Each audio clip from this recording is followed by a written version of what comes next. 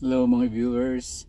Isingit muna natin tong ano na to, tong pagkabit ng ng power ng solar para meron tayong source na magagamit sa mga experiment.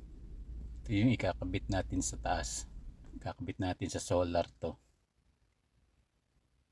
Ito yung hose ng dating hose na ginamit ko sa sa level hose. Hindi na rin mapakinabangan kaya ginamit kong lagayan ng wire para may protection yung wire natin sa taas. Dito kakabit yung dulo ng solar yung kabila. Ayan, sa kabila sa controller yan. Yan.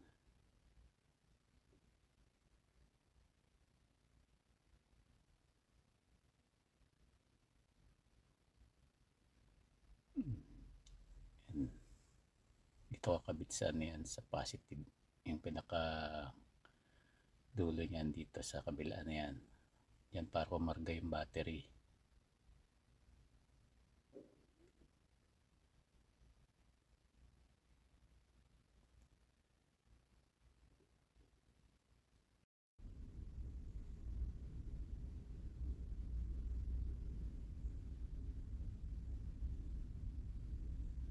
.7 dapat ang magiging charge ng battery natin.